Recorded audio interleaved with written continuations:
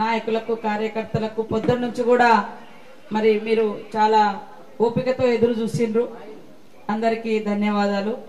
ఓడినా గెలిచినా మీతో ఉంటూ మీ కష్ట సుఖాల్లో భాగం పంచుకుంటూ మరి ఓడిపోయిన తెల్లారి నుంచి కూడా నిత్యం అందుబాటులో ఉంటూ మీకు ధైర్యాన్ని ఇస్తూ పార్టీ బలోపేతం కోసం అనునిత్యం కష్టపడుతున్నటువంటి సోదరుడు శ్రీనివాస్ రెడ్డి గారికి ప్రత్యేక ధన్యవాదాలు. ఎందుకంటే మరి వివిధ ప్రాంతాల నుంచి కానీ పార్టీల నుంచి కానీ మన పార్టీని బలోపేతం చేసుకోవాలనేటువంటి లక్ష్యంతో హైదరాబాద్ వరకు వచ్చుడు, ఇక్కడికి వచ్చినప్పుడల్లా జాయిన్ చేయడము, అందరినీ కూడా మంచి ఉద్దేశంతో తీసుకురావడం జరుగుతుంది. ఈ క్రమంలోనే స్టేజ్ మీద ఉన్నటువంటి చాలా మంది పెద్దలు కూడా జాయిన్ అవ్వడం జరిగింది. మరి భోజిరెడ్డి గారు డిసిసిబి చైర్మన్ గారు వారు కూడా చాలా మందిని తీసుకురావడం కోసం కృషి చేస్తూ ఉన్నారు. రేపు రాబోయేటువంటి ఎంపీ ఎలక్షన్లు కానీ జెడ్పీటీసీలు కానీ మళ్ళీ సర్పంచులు కానీ మరి అదేవిధంగా ఎంపీటీసీలు ఎంపీపీలు అన్నీ కూడా మీరు గెలవాలనే ఉద్దేశంతో ఒకరికొకరు తోడు ఉండాలనే ఉద్దేశంతో ఈ యొక్క ప్రయత్నం చేస్తున్నారు. వారికి కూడా నమస్కారాలు. అదేవిధంగా శ్రీకాంత్ రెడ్డి గారు, గణేష్ రెడ్డి గారు జెడ్పీటీసీ గారు, మరి అదేవిధంగా జెడ్పీటీసీ అరుంధతి వెంకటరెడ్డి గారు, అదేవిధంగా దిగంబరం పటేల్ గారు, శ్రీధర్ గారు వచ్చారా రానట్టు, భారతి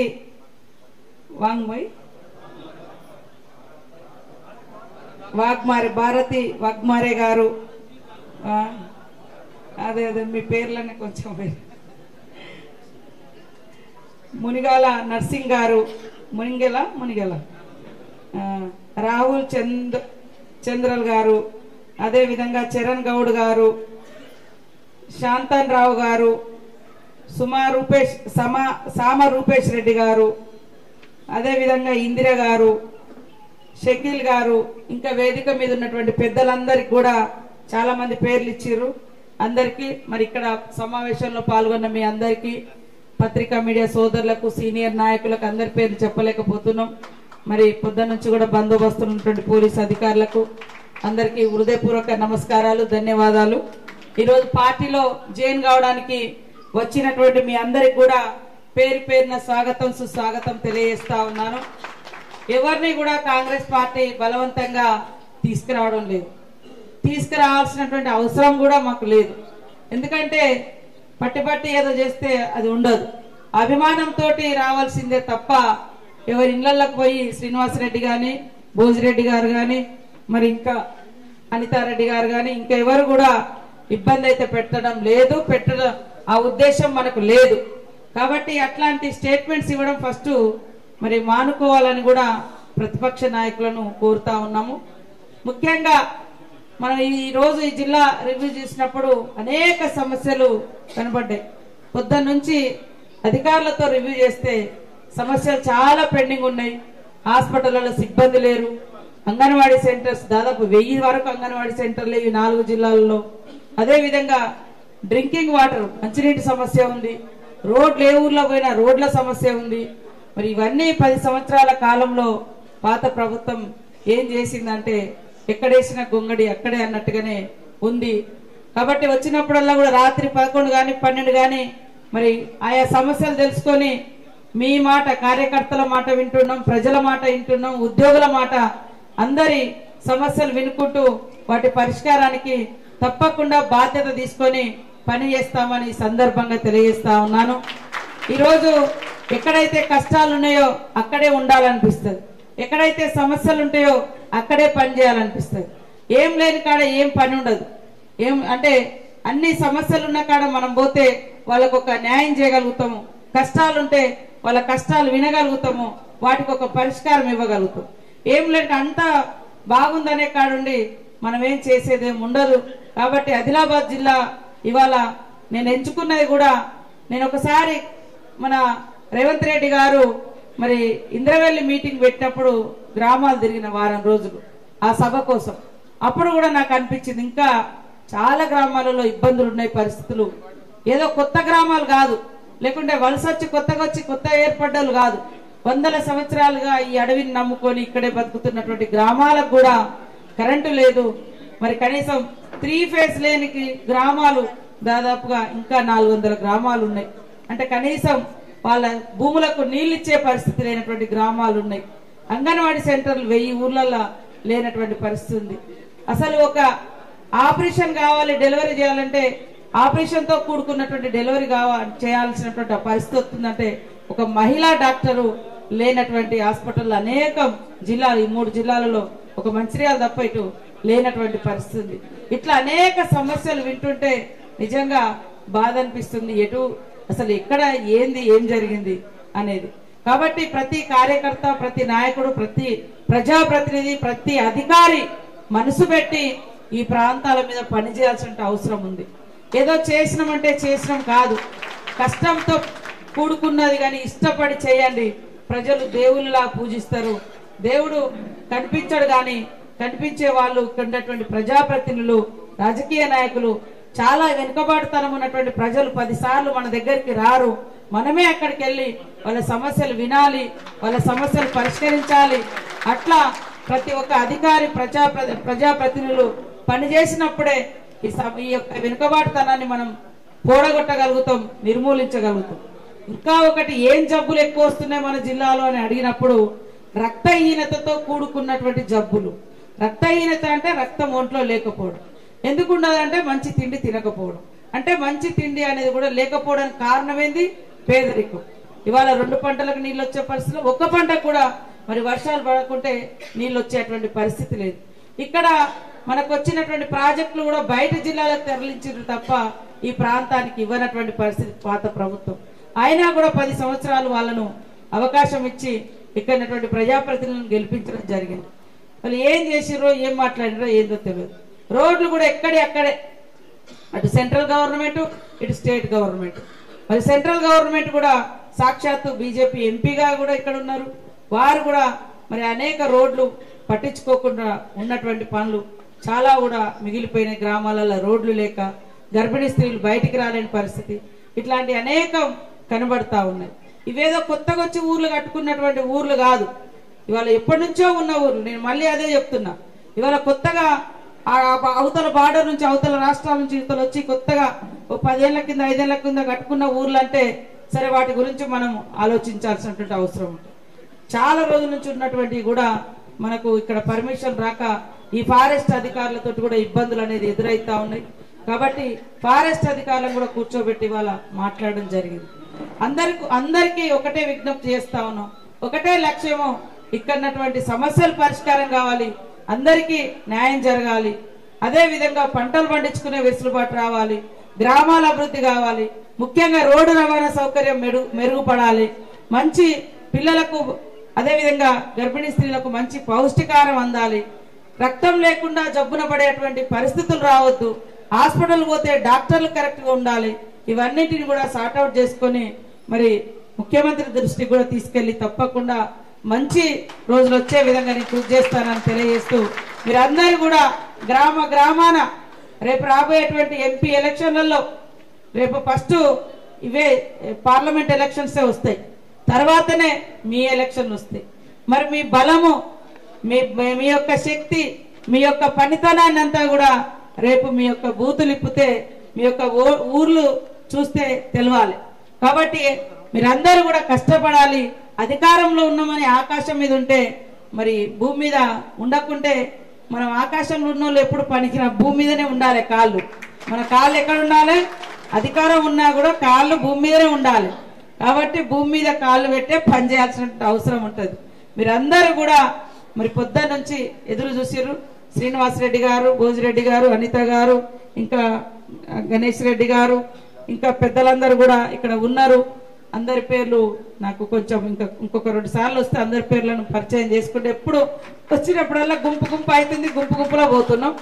వచ్చేటోళ్ళు అరే వస్తే ఈ వినతి పత్రాలు విపరీతంగా వస్తున్నాయి. అంటే ఎన్ని సమస్యలు పెండింగ్ ఉందో ఇప్పటి వరకు నేను ఇట్లా తీసుకున్నాడు. ఇక్కడే కాదు, సెక్రటేరియట్ పోతే నా పరిస్థితి అట్లే ఉంది. నేను ములుగు పోతే కూడా రాష్ట్రం నుంచి వచ్చేటోళ్ళు అక్కడికే వస్తారు, ఆదిలాబాద్కి వస్తే అన్ని సమస్యలు అట్లా మూట కట్టి పెట్టారు. వాళ్ళందరూ ఒకటేసారి ఇప్పుడు బయటకు వచ్చేసారు. ఊసిళ్ళ పుట్టలు కనుక పుట్టల నుంచి ఊసిళ్ళు వచ్చినట్టుగా పాపం అట్లా కాగితాలు ఎక్కడి పోయినా గంటల తరబడి వాళ్ళు కూడా నిలబడుతున్నారు. వాళ్ళతోటి కూడా అంటే వాళ్ళ సమస్యలు చాలా పెండింగ్లు ఉండడంతో ఇబ్బంది పడుతున్నారు. కాబట్టి అట్లా కార్యకర్తలతో ఎక్కువ ఇంటరాక్షన్ కానీ పరిచయ కార్యక్రమాలు కూడా జరగకుండా ఇబ్బంది అవుతుంది. తప్పకుండా ఉద్యోగులకు కూడా ప్రతి నెల 5వ తారీఖు లోపైన జీతాలు ఇవ్వాలని కాంగ్రెస్ ప్రభుత్వం సీఎం గారు నిర్ణయించి ఈ నెల 5వ తారీఖు లోపే వచ్చినట్టున్నాయి. పోలీస్ అధికారులు కూడా పాపం ఎప్పుడు ఆ రోడ్ల మీద వేయడమే సరిపోయేది. అవి వస్తే జీతాలు ఎక్కువ తీసుకునే పరిస్థితి ఉండేది. లాస్ట్ మంత్ ఎండింగ్ లో ఏమంటారు చలాన్లు ఫైన్లు ఎక్కువ చెక్కింగ్ల మీద కాన్సన్ట్రేషన్ అవి వస్తనే అన్నట్టు. కానీ ఇప్పుడు మీ అందరి ఆశలు ఆకాంక్షలకు అనుగుణంగా కాంగ్రెస్ ప్రభుత్వం పరిపాలిస్తుంది. కానీ మొత్తం ఉడిచిపెట్టుకొని పోయి వాస్తాయి. ఏమి ఇస్తలేరు. మేమేమైనా తింటే లేకుండా మేమేమన్నా దుబారా ఖర్చులు పెడితే మీ లెక్క పెద్ద పెద్ద భవంతులకో ఇష్టం వచ్చినటువంటి కట్టడాలకో కీర్తి పేరు కోసం కట్టుకునే కట్టడాలకో కాళేశ్వరం కడితే కూలిపోబట్టే 1,00,000 కోట్లు ఇట్లాంటి కడితే నిజంగానే మేమేం చేస్తలేమంటే ఉన్నదంతా ఇవాళ 16 బస్సులు మన ఆదిలాబాద్ ఉమ్మడి జిల్లాలో ఓపెన్ చేయడం జరిగింది. అందులో సిట్టింగ్ ఉంటుంది, కూర్చునే వాళ్ళు కూర్చుంటారు, అవసరమైతే పడుకోవడం కూడా. అట్లాంటిది నిన్న ఇవాళ ఏర్పాటు చేసినాం. అదే ఆర్టీసీని మొత్తం నిర్వీర్యం చేసేసి అసలు ఆర్టీసీ వ్యవస్థనే రద్దు చేద్దామని చూసిండు. అట్లా కూడా దాదాపు 40-50 మంది వాళ్ళు చనిపోవడం జరిగింది. అదే రకంగా మరి ఉద్యోగుల విషయాలు కూడా జీతాలు వాళ్ళు కష్టపడి వాళ్ళు పనిచేసారు. ఎప్పుడో 20 తారీఖు తర్వాతనో 15 తారీఖు తర్వాతనో ఎప్పుడో వస్తే వాళ్ళు ఇంటి అద్దెలు పిల్లల స్కూల్ ఫీజులు అవి కట్టుకోవడానికి కూడా ఎంతో కష్టమయ్యేది. అట్లాంటివన్నీ కూడా కొంచెం కొంచెం సార్ట్అవుట్ చేస్తున్నాం. ఏమనంటే వీళ్ళు ఎంట పడతాం, వీళ్ళు చేయకుంటే ఇలా చేయకుంటే మేము చేయకుండా ఎడిపోతున్నాం. గెలిచిన తెల్లారే మహిళలకు ఉచిత బస్సు ప్రయాణం పెట్టినాం. ఉచిత బస్సు ప్రయాణంతో మహిళలందరూ సంతోషంగా ఉన్నారు. మహిళ సంతోషం అంటే ఆ ఇల్లు సంతోషంగా ఉన్నట్టే. ఆ ఇంట్లో వండి పెట్టేటోళ్ళు కానీ కుటుంబాన్ని చూసేటోళ్ళు కానీ ఆడవాళ్ళు. వాళ్ళు సరే మగవాళ్ళు వచ్చేదానికి ఆడవాళ్ళు వచ్చి పని చేసుకొని పోతారు. ఆ ఇంటికైతే ఇవాళ ఫ్రీగానైతే పని అంటే బస్సు కిరాయి లేకుండా అయితే కష్టం లేకుండా ఆర్థిక ఇబ్బంది లేకుండా అయితే ఒక పని అవుతుంది. కానీ దాన్ని కూడా ఓర్వలేక ఆటో డ్రైవర్లను ఎంకరేజ్ చేసి ధర్నాలు చేయించుడు, వీళ్ళే రోడ్ల మీదకి ఎక్కించుడు. ఆటో డ్రైవర్ వాళ్ళ కుటుంబం కూడా ఎక్కుతారు. సరే వాళ్ళకు కొన్ని ఇబ్బందులు కావచ్చు. కానీ ఇప్పుడు హైదరాబాద్ నుంచి ఆదిలాబాద్ రావాలంటే 300-400 రూపాయలన్నా అవుతాయి. ఎంత ఉంటుంది కిరాయి? ఇక్కడికి బస్సు 500, పోవడం 500, రావడం 500, 1000 రూపాయలు. మరి ఇంత దూరం అయితే ఆటో పోతుందా? మరి ఇప్పుడు ఉట్నూరు నుంచి ఇక్కడికి రావాలి 50-60 కిలోమీటర్లు ఉంటుంది. మరి అంత దూరం నుంచి ఆటో వస్తుందా? ఇట్లా ఇంత చిల్లరగా టీఆర్ఎస్ నాయకులు ఇవాళ రాజకీయాల కోసం పదవులు లేకుంటే వాళ్ళు ప్రాణాలు, ఎందుకంటే ప్రాణ జీవులు లెక్క ప్రజల ఆస్తులు, ప్రజల కష్టాలు, వాళ్ళ త్యాగాలు, ఉద్యోగుల శ్రమ అందరిది వాళ్ళ సీట్ల కింద పెట్టుకొని రోజు బతికిరు దర్జాగా. ఇక్కడికి వచ్చే నిధులను పట్టుకపోయి సిద్దిపేటలో పెట్టుకున్నారు, సిరిసిల్లలో పెట్టుకున్నారు, గజ్వేల్, సింగరేణి నిధులు ఈ జిల్లాలో మాత్రం రాలేదు. ఈ ఉమ్మడి జిల్లాలో మాత్రం మన వెనుకబడ్డ జిల్లాలకు రావద్దు, కానీ వాళ్ళకి నచ్చిన కాడ మాత్రం పెట్టుకున్నారు. ఇట్లాంటి వ్యవస్థ నడిపించారు. కాబట్టి వెనుకబడ్డ ప్రాంతాల మీద ప్రత్యేక దృష్టి పెట్టి మరి అభివృద్ధి పదంలోకి తీసుకురావాలని కాంగ్రెస్ ప్రభుత్వం, కాంగ్రెస్ పార్టీ నాయకత్వం భావిస్తా ఉంది. కాబట్టి తప్పకుండా మీకు తెలుసు, ఇక్కడ ప్రాణహిత సేవల్లో చేపడితే దాన్ని పట్టుకపోయి ఎక్కడ పెట్టుకున్నారో మీకు తెలుసు. అంటే వాళ్ళ ప్రేమ ఎక్కడున్నది, అది డైరెక్ట్ గా గజ్వేల్కు నీళ్లు పోవడం కోసం వాళ్ళు అటు ప్రయత్నం చేశారు. ఇవాళ అక్కడ ఒక చుక్క కూడా నీళ్లు లేనటువంటి పరిస్థితి, మొత్తం ఎక్కడెక్కడ కూలిపోతున్నటువంటి పరిస్థితి. ఇట్లాంటివన్నీ తెచ్చుకున్నదే తెలంగాణ. స్థానిక ఫస్ట్ ఆ వనరులు స్థానికులకు రావాలి, తర్వాత కిందికి పోవాలి. కానీ అట్లా కాకుండా ఆయనకు నచ్చిన కాడికి 1000 కోట్లు ఖర్చు పెట్టుకొని వాళ్ళ నచ్చిన వాళ్ళుండే ప్రాంతాలకు వాళ్ళు అక్కడికే ముఖ్యమంత్రులు లెక్క మంత్రులు లెక్క చేసారు. వాళ్ళు 10 ఎక్కువ తీసుకో, 20 ఎక్కువ తీసుకో, మొత్తం జిల్లా ఎడారి చేసి ఇవాళ చూస్తే ఊళ్ళల్లో ఒక పంట పండే పరిస్థితి లేకనే పత్తి మీద ఎక్కువ ఆధారపడుతున్నారు. నీటి వసతులు లేకనే పత్తి మీద ఆధారపడుతున్నారు. అదే పంట కూడా వేసుకుంటే, తిని గింజలు కూడా వేసుకుంటే కడుపు నిండా కొంచెం తినేటోళ్ళు. ఇవాళ రక్తహీనతో ఆదిలాబాద్ జిల్లా ఇబ్బంది పడుతున్నదంటే తినే వస్తువుల పంటలు తక్కువైపోయినాయి. కాబట్టి మీరు అందరూ కూడా గ్రామ గ్రామాన కాంగ్రెస్ పార్టీని బలోపేతం చేయండి. నేను ఇన్ఛార్జ్ మినిస్టర్గా ఉండడం కూడా నాకు కూడా చాలా సంతోషంగా ఉంది. మీ అందరి కష్టాలలో భాగం పంచుకునే అవకాశం ఉంది. అందరు సుఖపడే కడప ఏం చేసేది ఉంటుంది. నేను కష్టం నుంచి వచ్చిన కష్టాన్నే ఇష్టపడతా. కాబట్టి కష్టం ఉన్న వాళ్ళ కాడనే మనం ఉండాలి. వాళ్ళ కష్టాలకు తోడుగా వాళ్ళ కన్నీళ్లు తుడవాలి, వాళ్ళకు అండగా ఉండాలనేటువంటి లక్ష్యంతో పనిచేసేదాన్ని. నేను ఎప్పుడు కూడా ఏ రాత్రి పగలైనా మీకు అందుబాటులో ఉంటా. మరి నిన్న పొద్దున్న కనుక మేము నిన్న పొద్దున మేము కేరళ నుంచి వచ్చినాం. మళ్ళీ సాయంత్రం వరకు ఈ టైం వరకు రాత్రి 11 గంటల నుంచి ఇక్కడికి వచ్చాం. అక్కడ కూడా పార్టీ మీటింగ్కే పోయినాం. ఇక్కడ కూడా మళ్ళీ రేపు బడ్జెట్ మీటింగ్, మళ్ళీ ఎల్లుండి మామూలు మాకు జాతర ఉంది, సమ్మక్క సారలమ్మ జాతర. ఇవన్నీ ఎక్కడ వీలైతే అక్కడ కార్యకర్తలకు, ప్రజలకు, ప్రజాపాలనకు అందుబాటులో ఉండి పనిచేయడమే లక్ష్యంగా ఉన్నాం. కానీ రేవంత్ రెడ్డి గారు సీఎం గారు కూడా దావోస్ పోయి ఏదో కూర్చోలేదు, లేకుంటే ఏదో వేరే పద్ధతిలో దాన్ని కూడా ఏదేదో ఈయనకి ఇంగ్లీష్ రాలేదు, అందరు ఈ దేశంలో ఇంగ్లీష్ వాడిని పుట్టిరేంది మరి ఇలా ఇంగ్లీష్ వాళ్ళ